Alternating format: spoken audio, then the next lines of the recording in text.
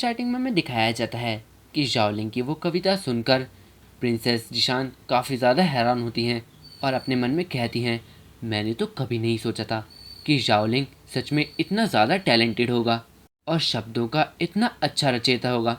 और जाओलिंग अपनी poem continue कर रहा होता है और बाकी लोग भी उसे सुन रहे होते हैं और उसकी तारीफ़ कर रहे होते हैं। वाह, ये तो सच में काफ़ी ज़्यादा अच्छा है। और जुओमिंग भी उसकी तारीफ़ कर रहा होता है और कहता है, मुझे इस लड़के से नफ़रत है, लेकिन आखिर मुझे इसकी कविताएं इतनी ज़्यादा अच्छी क्यों लग रही हैं।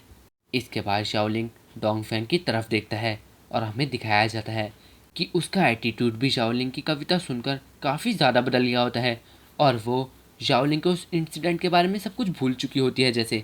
और तभी शाओलिंग मन में कहता है, देखने से तो लगता है कि अब डोंगफेंग इतनी भी ज़्यादा गुस्सा नहीं है, तो चलो अब आखिरी कविता की बारी। और इसके बाद वो अपनी आखिरी कविता गाता है और वो कविता खास डोंगफेंग के लिए ही होती है जिसे वो काफ़ी ही अच्छी तरह से गाता है।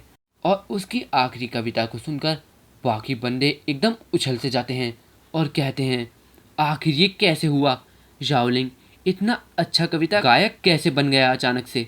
मैंने तो सोचा भी नहीं था कि जाओलिंग सच में इतना ज़्यादा अच्छा गायक होगा। और इसी के साथ जाओलिंग की आखिरी कविता भी ख़त्म हो जाती है और जाओलिंग कहता है, तो ये थी मेरी 3 कविताएं और मुझे अब यहाँ से जाना चाहिए। तो अगर आप में से किसी को भी लगता है कि मेरी किसी भी कविता में कोई कमी रही तो ज़रूर मुझे बताइए और ये भी बताना कि मुझे अपने आप को कितनी बार छुरा घोंपना चाहिए जब मैं यहाँ वापस आऊँगा। और ये कहता हुआ शाओलिंग वहाँ से चला जाता है और वो जब जा रहा होता है तब उसे रोकने वाला कोई नहीं होता, जिसका मतलब है कि उसकी कविताएं सभी के मन को भा गई हैं।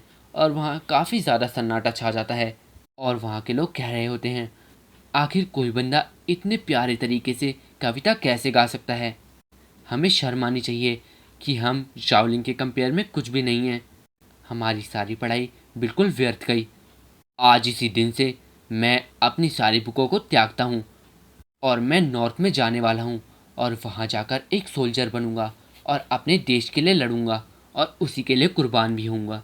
तभी नीकैंग कहता है, यंग मास्टर लैंग तो सच में काफ़ी ज़्यादा गिफ्टेड हैं। मुझे तो शर्म आती है कि मैं उनके सामने कोई भी मैच नहीं हूँ। मुझे तो अब एक और भी पोएम बिल्कुल नहीं लिखनी चाहिए।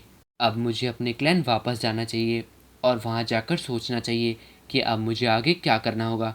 तभी दूसरा बंदा कहता है, सच में इस दुनिया में जाओलिंग जैसा इतना ज़्यादा टैलेंटेड बंदा तो कोई होगा ही नहीं। और तभी हमें ज़ूमिंग दिखाया जाता है जो कि काफ़ी ज़्यादा गुस्से में होता है और अपने मन में कहता है, इसका मतलब वो सिर्फ मेरे से फाइटिंग में ही बेटर नहीं है, वो मुझसे कविताओं में भी काफ़ी ज़्यादा अच्छा है। ये तो सच में काफ़ी ज़्यादा फ्रस्ट्रेटेड है। तभी जिशान डोंगफेंग को देखकर कहती है, क्या वो लास्ट पोएम उसने तुम्हारे लिए लिखी थी होंडाओ। और ये सुनकर डोंगफेंग काफ़ी ज़्यादा शर्मा जाती है और उसको समझ नहीं आ रहा होता कि उसको क्या कहना चाहिए।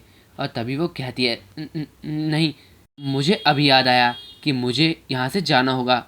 और तभी डोंगफेंग भी वहाँ से भाग जाती है और वो अपने मन में कह रही होती है, वो पागल जाओलिंग, उसे अपनी पोइट्री पे फोकस करना चाहिए, ना कि मुझे परेशान करने पे। आखिर उसकी इतनी हिम्मत कैसे हुई। और ये कहती है वो वहाँ से भाग जाती है। और ये देखकर चामू अपने मन में कहता है, ब्रदर लैंग सच में फ्लर्टिंग की आर्ट को मास्टर कर चुके हैं, तो शायद मुझे उनसे पूछना चाहिए कि क्या वो मुझे ये सब सिखा सकते हैं। इसके बाद हमें दिखाया जाता है कि जाओलिंग जाओक्लैन वापस जा चुका होता है और वो अपनी आंट और ग्रैंडफादर के सामने होता है।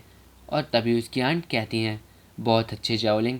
और ये सुनकर जाओलिंग काफ़ी डर जाता है और अपने मन में कहता है, तो क्या आपको भी होंडाओ के साथ हुए उस इंसिडेंट के बारे में पता चल गया। और वो अपनी आंट से कहता है, आंटी प्लीज़ मुझे एक्सप्लेन करने दीजिए। और तभी उसकी आंट कहती हैं, तो क्या तुम्हें लिटरेचर को लेकर कोई अलग पैशन है और क्या इसीलिए तुम छुप छुप कर इसकी पढ़ाई कर रहे थे। और उनकी ये बात सुनकर जाओलिंग एक लंबी सांस छोड़ता है और कहता है, तो अच्छा इनका मतलब ये था।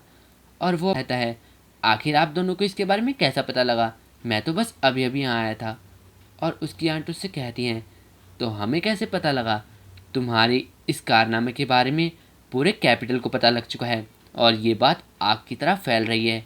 और सभी लोग तुम्हारे ही बारे में बात कर रहे हैं। और 5 ग्रेट स्कॉलर्स ने तो तुम्हें इनवाइट भी किया है उनके स्कॉलर एसोसिएशन में तुम्हें ज्वाइन करने के लिए।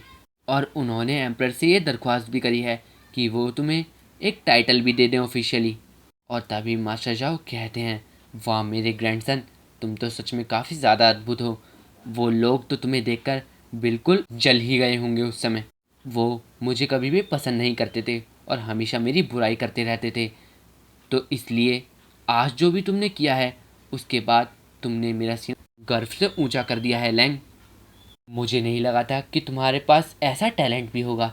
तुमने हमारे जाओ क्लैन के लिए एक अलग ही ग्लोरी ला दी है अब। और ये सब बातें सुनकर जाओलिंग बिल्कुल पानी पानी हो जाता है और अपने मन में कहता है, नहीं नहीं, मैं अब और ज़्यादा पोएम नहीं लिखना चाहता ग्रैंडपा।